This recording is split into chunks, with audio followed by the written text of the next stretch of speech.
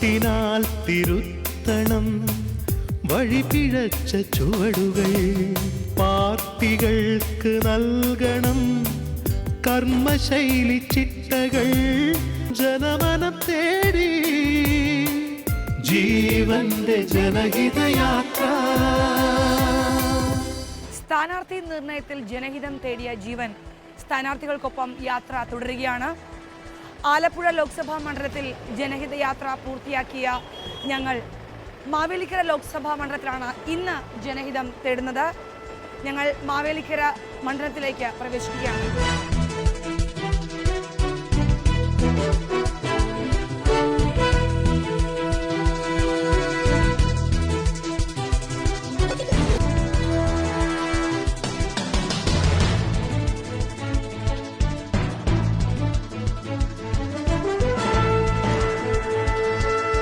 മാവേലിക്കര ലോക്സഭാ മണ്ഡലത്തിൽ ജനഹിത യാത്ര ചരിത്രമുറങ്ങുന്നിടത്ത് നിന്ന് ഞങ്ങൾ ആരംഭിക്കുകയാണ്.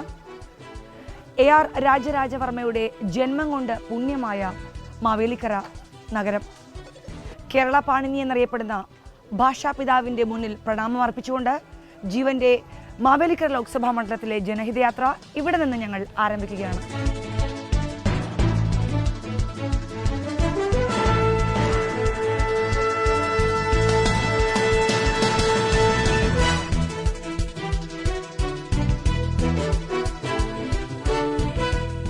മാവേലിക്കര ലോക്സഭാ മണ്ഡലത്തിലെ UDF സ്ഥാനാർത്ഥി കൊടിക്കുന്നിൽ സുരേഷ് ഇപ്പോൾ കുന്നത്തൂർ മണ്ഡലത്തിൽ പ്രചരണം നടത്തുകയാണ്. ജീവന്റെ ജനഹിത യാത്ര കുന്നത്തൂർ നിയോജക മണ്ഡലത്തിലേക്ക് ഇപ്പോൾ പ്രവേശിക്കുകയാണ്.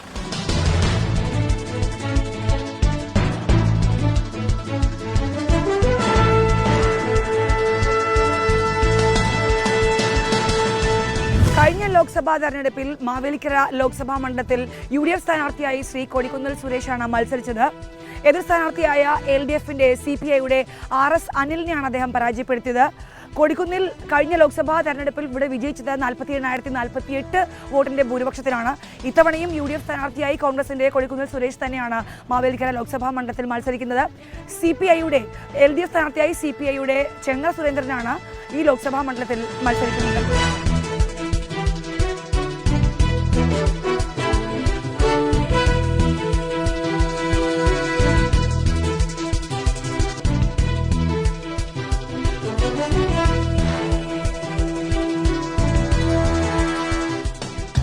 മാവേലിക്കര ലോക്സഭാ മണ്ഡലത്തിലെ UDF സ്ഥാനാർത്ഥിയായി കോൺഗ്രസിലെ ശ്രീ കൊടിക്കുന്നിൽ സുരേഷാണ് മത്സരിക്കുന്നത്. കേന്ദ്ര തൊഴിൽ സഹമന്ത്രിയാണ്. കേന്ദ്ര തൊഴിൽ സഹമന്ത്രി ആയതുകൊണ്ട് തന്നെ അദ്ദേഹത്തിന്റെ ഭരണ നേട്ടങ്ങൾ ഉയർത്തിപ്പിടിച്ച് UDF ഇവിടെ പ്രചരണം ശക്തമാക്കുകയാണ്.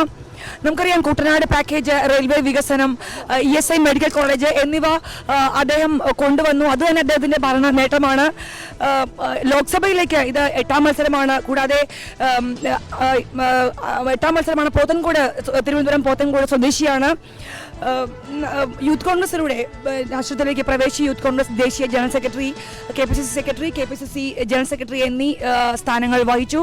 നിരവധി തൊഴിലാളി യൂണിയനുകളുടെ നേതൃത്വം അദ്ദേഹം വഹിക്കുകയാണ്. ഇപ്പോൾ അദ്ദേഹത്തോട് ചോദിക്കാം, എങ്ങനെ തോന്നുന്നു ഈ വെയിലത്ത്, പൊരിഞ്ഞ വെയിലത്ത് നമ്മുടെ സ്ഥാനാർത്ഥിയോടൊപ്പം എല്ലാവരും ഉണ്ട്, എന്ത് തോന്നുന്നു? എങ്ങനെയുണ്ട് പ്രചരണ ചൂട് എങ്ങനെയുണ്ട്? അത് ആവേശം തോന്നുകയാണ്. മുൻകാലങ്ങളിൽ നിന്ന് വ്യത്യസ്തമായി കഴിഞ്ഞ 7 തെരഞ്ഞെടുപ്പുകൾ മത്സരിച്ചതിനേക്കാൾ വ്യത്യസ്തമായ ഒരു അനുഭവമാണ് ഈ തെരഞ്ഞെടുപ്പിൽ തുടക്കത്തിൽ തന്നെ ഉണ്ടായിരിക്കുന്നത്. ആത്മവിശ്വാസം വർദ്ധിച്ചിരിക്കുന്നു. ജനങ്ങൾ ഐക്യ ജനാധിപത്യ മുന്നണിക്ക് വോട്ട് ചെയ്യാൻ തീരുമാനിച്ചിരിക്കുന്നു. മണ്ഡലത്തിലെവിടെയും ഐക്യ ജനാധിപത്യ മുന്നണിക്ക് അനുകൂലമായ ഒരു തരംഗം ഇതിനകം തന്നെ രൂപപ്പെട്ട് കഴിഞ്ഞിരിക്കുകയാണ്. ഇത് കുന്നത്തൂർ നിയോജക മണ്ഡലത്തിലാണ് ഇപ്പോൾ സ്വീകരണം നടക്കുന്നത്. കുന്നത്തൂർ നിയോജകം പരമ്പരാഗതമായി ഇടതുപക്ഷ ജനാധിപത്യ മുന്നണിക്ക് മുൻതൂക്കമുള്ള ഒരു നിയോജകമണ്ഡലമായിരുന്നു. എന്നാൽ കഴിഞ്ഞ പാർലമെന്റ് തെരഞ്ഞെടുപ്പിൽ ആദ്യമായിട്ട് UDF ലീഡ് ചെയ്ത അല്ലെങ്കിൽ ഭൂരിപക്ഷം കിട്ടിയ ഒരു മണ്ഡലമാണ് കുന്നത്തൂര്. ഇത്തവണ RSPയുടെ നിലപാട് കുന്നത്തൂർ നിയോജക മണ്ഡലത്തിൽ വളരെ നിർണായകമാണ്. ഇവിടുത്തെ ഇടതുപക്ഷ MLA ആയിരുന്ന ശ്രീ കോവൂർ കുഞ്ഞുമോൻ ഇന്ന് ഐക്യ ജനാധിപത്യത്തിന്റെ ഭാഗമായി മാറിയിരിക്കുന്നു. എൻ്റെ തെരഞ്ഞെടുപ്പ് കമ്മിറ്റിയുടെ ചെയർമാൻ ഈ നിയോജകമണ്ഡലം കുന്നത്തൂർ ശ്രീ കോവൂർ കുഞ്ഞുമാനാണ്. അതുകൊണ്ട് തന്നെ ഞങ്ങളെ സംബന്ധിച്ചിടത്തോളം കുന്നത്തൂർ നിയോജകമണ്ഡലത്തിൽ ഇത്തവണ ഐക്യ ജനാധിപത്യ മുന്നണി റെക്കോർഡ് ഭൂരിപക്ഷം നേടും എന്നുള്ള വിശ്വാസമാണ്. RSPയുടെ മുന്നണി മാറ്റം തീർച്ചയായും ഇവിടെ ഗുണം ചെയ്യും എന്നാണ് കൊടിക്കുന്നിൽ വിശ്വസിക്കുന്നത്. ഇത്തവണ ജയിച്ച് ഈ മണ്ഡലത്തിലേക്ക് വരികയാണെങ്കിൽ 8ാം മത്സരമാണ് ലോക്സഭയിലേക്ക്, ഇത്തവണ ജയിച്ച് വരികയാണെങ്കിൽ എന്തൊക്കെ വികസന പ്രവർത്തനങ്ങളാണ് ഈ ലോക്സഭാ മണ്ഡലത്തിലേക്ക് ചെയ്യാൻ ഉദ്ദേശിക്കുന്നത് മുൻഗണനാ ക്രമത്തിൽ? കഴിഞ്ഞ 5 വർഷക്കാലം മാവേലി ലോക്സഭാ മണ്ഡലത്തിൽ വികസനത്തിന്റെ ഒരു വലിയ വിപ്ലവം തന്നെ നമുക്ക് സൃഷ്ടിക്കാൻ കഴിഞ്ഞു. മാവേലിക്ക് ലോക്സഭാ മണ്ഡലത്തിൽ പ്രത്യേകത പറഞ്ഞാൽ ഈ നിയോജകമണ്ഡലത്തിൽ ഒരു ജില്ലാ സ്ഥാനം 3 ജില്ലകളിലായി വ്യാപിച്ചു കിടക്കുന്ന 3 ജില്ലകളുടെ അരികിലൂടെ കടന്നുപോകുന്ന ഒരു മണ്ഡലമാണ് മാവേലിക്ക് ലോക്സഭാ മണ്ഡലം. സങ്കീർണമായ ഭൂപ്രദേശങ്ങളിലെ ഒരു ലോക്സഭാ മണ്ഡലത്തിൽ വികസന പ്രവർത്തനങ്ങൾ യാഥാർത്ഥ്യമാക്കുക എന്നുള്ളത് വളരെ ദുഷ്കരമാണ്. ഇതിനൊരു ജില്ലാ സ്ഥാനമില്ല, അതിനൊരു തലസ്ഥാന നഗരമല്ല, ഒരു ഇൻഡസ്ട്രിയൽ സിറ്റിയല്ല. എന്നിട്ട് പോലും ഈ നിയോജകമണ്ഡലത്തിൽ പത്തനാപുരത്ത് റബ്ബർ പാർക്ക് സ്ഥാപിച്ചു. ഏതാണ്ട് 3000-ഓളം പേർക്ക് ജോലി ലഭിക്കുന്ന കേന്ദ്ര വാണിജ്യ മന്ത്രാലയത്തിന്റെ റബ്ബർ പാർക്ക് വന്നു. അതുപോലെ മാവേലിക്ക് പുതിയ മെഡിക്കൽ കോളേജ് വന്നു. മാവേലിക്ക് ഇൻഡോ ടിബറ്റൻ ബോർഡർ വന്നു. ഇവിടെ ശാസ്താംകോട്ട തടാകത്തിന്റെ സംരക്ഷണത്തിന് വേണ്ടി കേന്ദ്ര സർക്കാർ പദ്ധതികൾ വന്നു. അതോടൊപ്പം തന്നെ കൊട്ടാരക്കരയിൽ പാരാമെഡിക്കൽ ഇൻസ്റ്റിറ്റ്യൂട്ട് ESI കോർപ്പറേഷന്റെ പാരാ ഇൻസ്റ്റിറ്റ്യൂട്ട് വന്നു. റെയിൽവേയുടെ പുതിയ ട്രെയിൻ സർവീസുകൾ പുല്ലൂരിൽ നിന്ന് ഗുരുവായൂരിലേക്കും പുല്ലൂരിൽ നിന്ന് തിരുവനന്തപുരം നിന്ന് കന്യാകുമാരിയിലേക്കും പുതിയ ട്രെയിൻ സർവീസുകൾ വന്നു. കുട്ടനാട് പാക്കേജ് നടപ്പാക്കുവാനുള്ള നടപടികൾ സ്വീകരിച്ചു. കൊല്ലം തേനി പാത ഇതുവഴി കുന്നത്തൂർ വഴി നിയോജകമണ്ഡലത്തിലൂടെ അതിന്റെ അലൈൻമെന്റ് അനുവദിക്കാൻ കഴിഞ്ഞു. അതുപോലെ തന്നെ ചങ്ങനാശ്ശേരിയിലെ Kurichi homeo research institute centre of excellence ആയി മാറി. ചെങ്ങന്നൂരിൽ റെയിൽവേ സ്റ്റേഷൻ ശബരിമലയുടെ കവാടമായി തീർത്ഥാടനത്തിന്റെ കവാടമായി പ്രഖ്യാപിച്ചു. ശബരിമല തീർത്ഥാടകർക്ക് അവിടെ വിശ്രമിക്കുവാനും ബാത്തിങ്ങിനുമുള്ള പിൽഗ്രിം ഷെൽട്ടർ നിർമ്മിച്ചു. ഇങ്ങനെയുള്ള തൊഴിൽമേളകൾ, ആരോഗ്യമേളകൾ, ഇങ്ങനെയുള്ള ധാരാളം വികസന പ്രവർത്തനങ്ങളും ജീവകാരുണ്യ പ്രവർത്തനങ്ങളും നടത്തിക്കൊണ്ട് കഴിഞ്ഞ 5 വർഷക്കാലം ഈ നിയോജകമണ്ഡലത്തിൽ വികസനത്തിന്റെ തേര് തെളിച്ച ഒരു സ്ഥാനാർത്ഥി ഈ വരുന്ന 5 വർഷം വീണ്ടും ഈ നിയോജകമണ്ഡലത്തിൽ ജനപ്രതിയായി ജയിച്ചാൽ നിശ്ചയമായും ജനങ്ങൾ ആഗ്രഹിക്കുന്ന തരത്തിലുള്ള വികസന പ്രവർത്തനം ഈ മണ്ഡലത്തിൽ യാഥാർത്ഥ്യമാക്കാൻ ഇച്ഛാശക്തിയോടുകൂടി പ്രവർത്തിക്കുമെന്ന് ഞാൻ ഈ അവസരത്തിൽ അറിയിക്കുകയാണ്. തീർച്ചയായും ധാരാളം വികസന പ്രവർത്തനങ്ങൾ താങ്കളുടെ മനസ്സിലുണ്ട്, അത് നടക്കട്ടെ എന്ന് ആശംസിക്കുന്നു. വിജയാശംസകൾ. നാടിന്റെ വികസന നായകൻ കൊടിക്കുന്നിൽ സുരേഷ് അടുത്ത സ്വീകരണ സ്ഥലത്തേക്ക് ഇതാ യാത്രയാകുന്നു.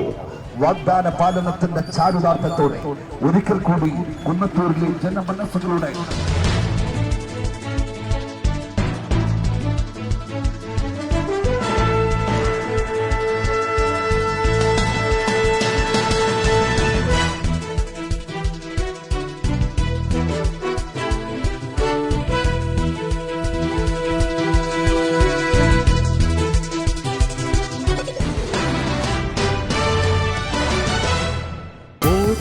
ാൽ തിരുത്തണം വഴിപിഴച്ച ചുവടുകൾ, പാർട്ടികൾക്ക് നൽകണം കർമ്മശൈലി ചിട്ടകൾ, ജനമനം തേടി ജീവന്റെ ജനഹിതയാത്ര.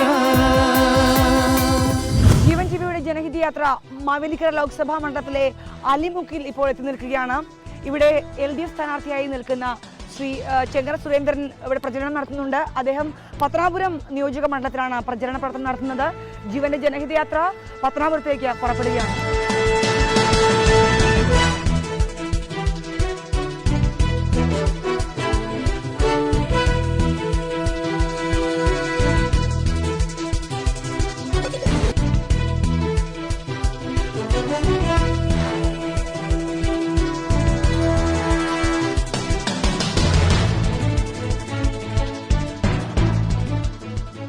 മാവേലിക്കര ലോക്സഭാ മണ്ഡലത്തിലെ LDF സ്ഥാനാർത്ഥിയായി CPIയിലെ ചെങ്ങറ സുരേന്ദ്രനാണ് മത്സരിക്കുന്നത്. മുൻപ് 2 തവണ കൊടിക്കുന്നിലിനെ പരാജയപ്പെടുത്തിയതിന്റെ ആത്മവിശ്വാസത്തിലാണ് LDF അദ്ദേഹത്തെ ഇപ്പോൾ തെരഞ്ഞെടുപ്പിനായി രംഗത്തിറക്കിയിരിക്കുന്നത്. CPI പത്തനംതിട്ട ജില്ലാ സെക്രട്ടേറിയറ്റ് അംഗമാണ്. 1998ലും 2004ലുമാണ് അദ്ദേഹം അടൂരിൽ നിന്ന് ലോക്സഭയിലേക്ക് തെരഞ്ഞെടുക്കപ്പെട്ടത്. AITUC ജില്ലാ സെക്രട്ടേറിയറ്റ് അംഗം, അതുപോലെ തന്നെ വർക്കിംഗ് കമ്മിറ്റി അംഗം, സംസ്ഥാന വർക്കിംഗ് കമ്മിറ്റി അംഗമാണ് അദ്ദേഹം. പത്തനംതിട്ട ചെങ്ങറ കോന്നി സ്വദേശിയാണ്. എങ്ങനെയുണ്ട് തെരഞ്ഞെടുപ്പ് പ്രചരണം? എങ്ങനെയുണ്ട്? തെരഞ്ഞെടുപ്പ് പ്രചരണം വളരെ സജീവമാണ്.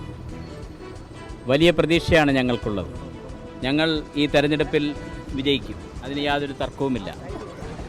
ഒരുപക്ഷെ പ്രതീക്ഷിക്കുന്നതിനപ്പുറമായി ഈ പാർലമെൻറ്റ് മണ്ഡലത്തിലെ 7 അസംബ്ലി മണ്ഡലങ്ങളും ഞങ്ങൾ ലീഡ് ചെയ്യാൻ പോവുകയാണ്. ഇപ്പോൾ നമ്മൾ സൂചിപ്പിച്ചതുപോലെ തന്നെ 2 പ്രാവശ്യം അതെ. അടൂരിൽ നിന്ന് നിങ്ങൾ ലോക്സഭയിലേക്ക് എത്തിയിട്ടുണ്ട്. അതെ. ഇപ്രാവശ്യം കിട്ടുന്നുള്ള പ്രതീക്ഷയുണ്ടോ? തീർച്ചയായും 100%, 100% ഞാനാണ് വിജയിക്കാൻ പോകുന്നത്.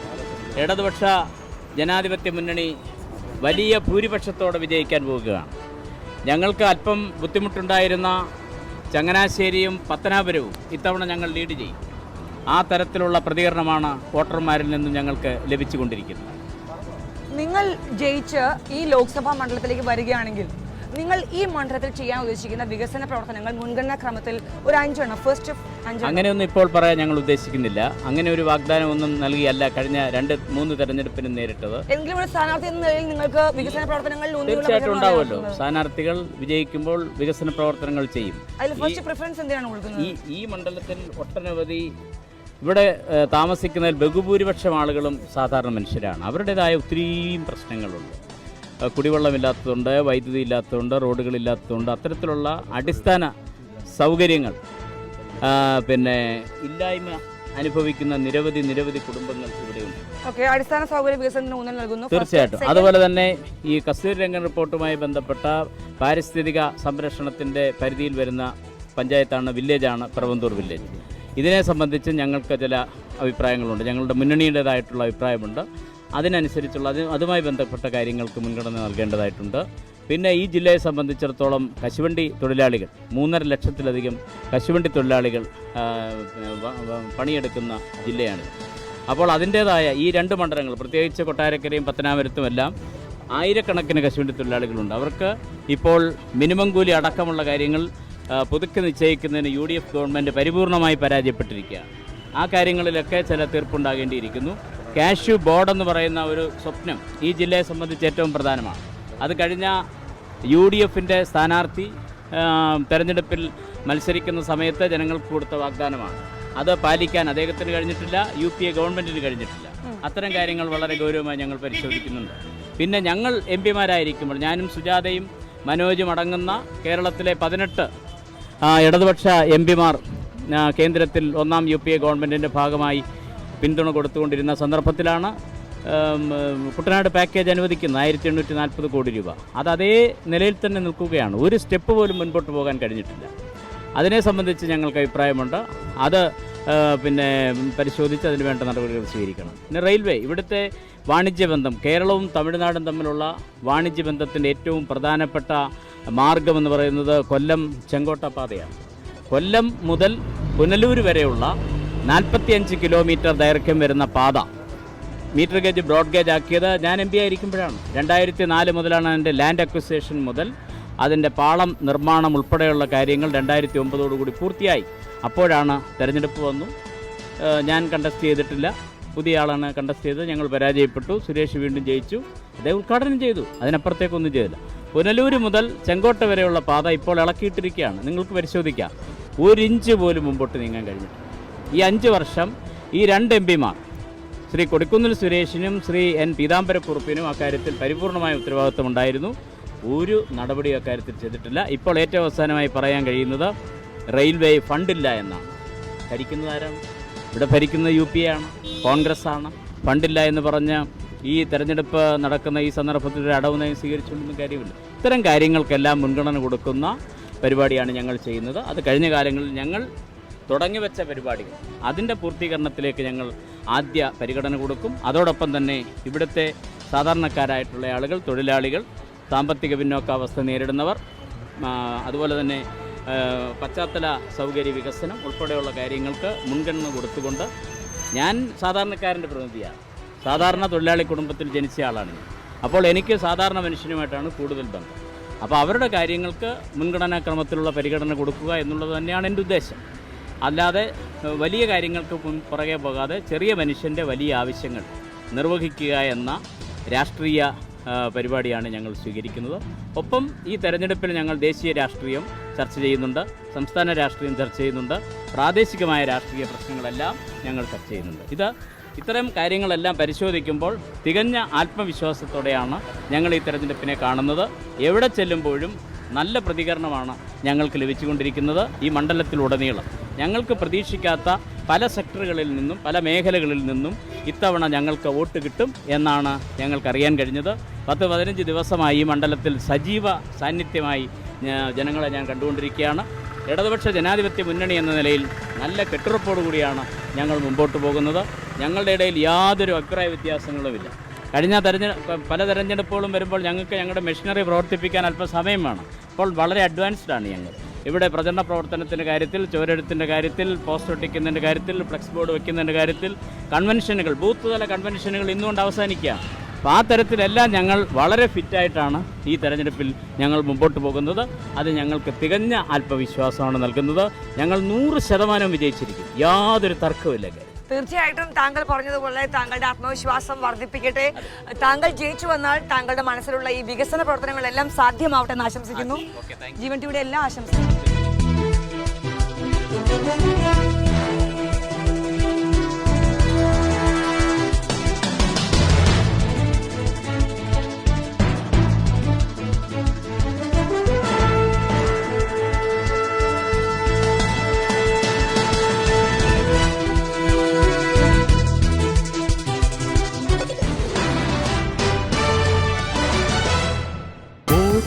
ാൽ തിരുത്തണം വഴിപിഴച്ച ചുവടുകൾ, പാർട്ടികൾക്ക് നൽകണം കർമ്മശൈലി ചിട്ടകൾ, ജനമനം തേടി ജീവന്റെ ജനഹിതയാത്ര. ഇനി മാവേലിക്കര ലോക്സഭാ മണ്ഡലത്തിലെ ജനങ്ങൾക്ക് എന്താണ് ആവശ്യമെന്ന് നമുക്ക് ജനങ്ങളോട് തന്നെ ചോദിക്കാം.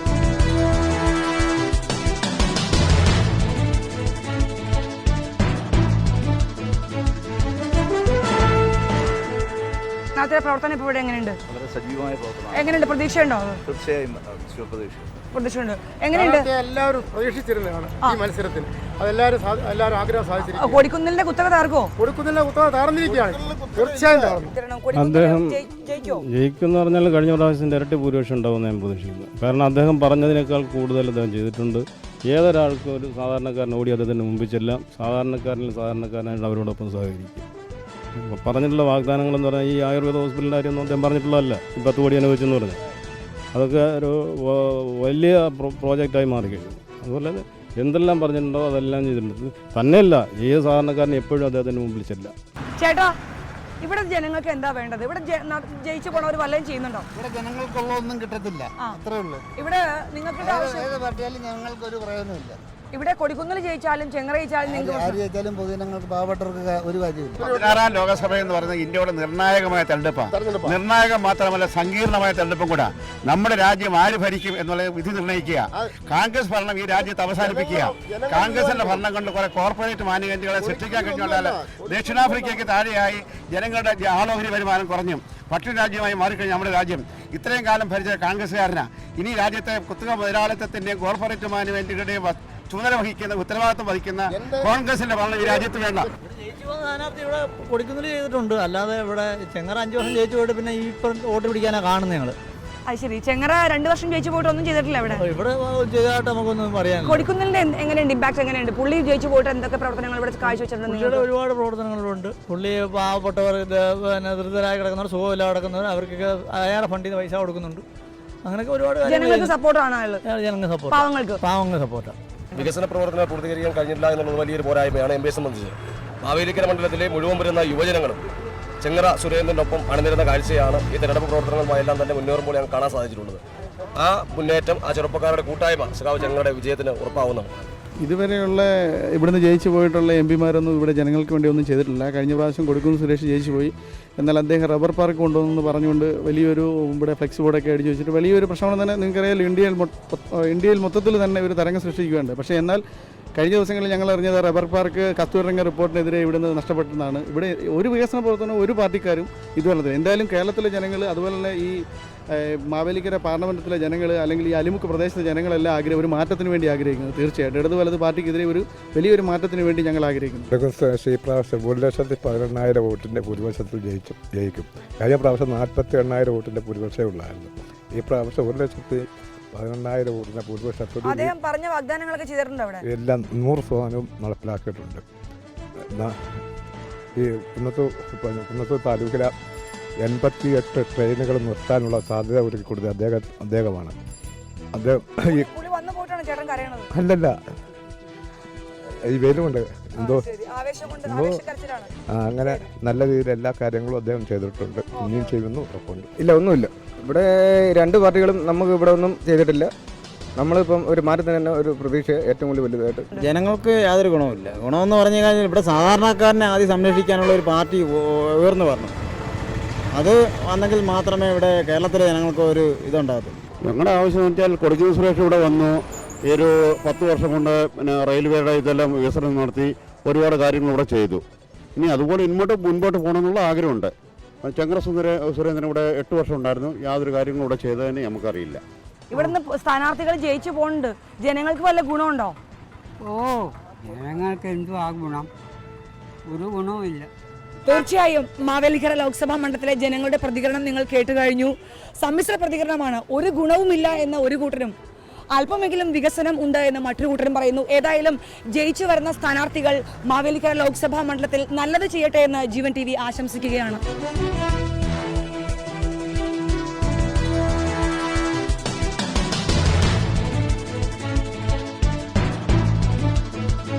ഇവിടെ ഏറ്റവും പ്രായം കൂടിയ വോട്ടറില്ലേ, ഒരു ആമിൻതയുടെ ഉമ്മ, അവരുടെ വീട് എവിടെയാ?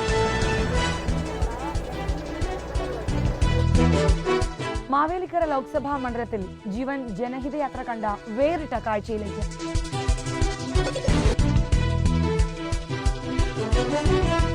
ജനഹിതയാത്ര കണ്ട വേറിട്ട കാഴ്ച. കേരളത്തിലെ ഏറ്റവും പ്രായം കൂടിയ വോട്ടർ ഫാത്തിമത്ത് ബീവി. മാവേലിക്കര ലോക്സഭാ മണ്ഡലത്തിലെ കരിയറ പുതിയതോപ്പ് നിവാസിയാണ് 115 വയസ്സുള്ള ഫാത്തിമത്ത് ബീവി. ഇപ്പോൾ എങ്ങനെയുണ്ട്? അടുത്തൊരു അല്ല, എങ്ങനെ കാഴ്ചശക്തിയും കേൾവിശക്തിയൊക്കെ ഉണ്ടോ? കാഴ്ചശക്തിയൊക്കെ ഉണ്ട്, കേൾവിശക്തി ശകലം കുറവാണ്. നേരത്തെ നടക്കാനും കുഴപ്പമൊന്നുമില്ല. പിന്നെ വോട്ട് ചെയ്യാൻ പോകാറുണ്ട്? എപ്പോഴും വോട്ട് ചെയ്യാൻ പോകാറുണ്ട്. എല്ലാ പ്രാവശ്യം ഇതുവരെ ഉള്ളതെല്ലാം ചെയ്തിട്ടുണ്ട്. ആണോ? അപ്പോൾ 115 വയസ്സിലും റെക്കോർഡിലേക്ക് പോവാണല്ലേ. ഇപ്പം എന്താ മോളാണോ? ആരാണ്? മോന്റെ ഭാര്യ, കൊച്ചുമോന്റെ ഭാര്യയാണ്. കൊച്ചുമോന്റെ മോടെ വീട്ടിലാണ് ഇവര് ഇപ്പം ഇവിടെ കിടക്കുന്നത്. ഇപ്പൊ എത്ര തലമുറയുണ്ട്? പറയാൻ പറ്റാത്ത തലമുറയുണ്ട്. ഈ ഉമ്മയ്ക്ക് എത്ര മക്കളുണ്ടായിരുന്നു? ഉമ്മയ്ക്ക് 10 മക്കളുണ്ടായിരുന്നു. 10 മക്കളും അതിൻ്റെ കൊച്ചുമക്കളും അതിൻ്റെ മക്കളും ഉണ്ട്. ഇപ്പം 4-5 തലമുറയുണ്ട് ഇപ്പം നിലവിൽ.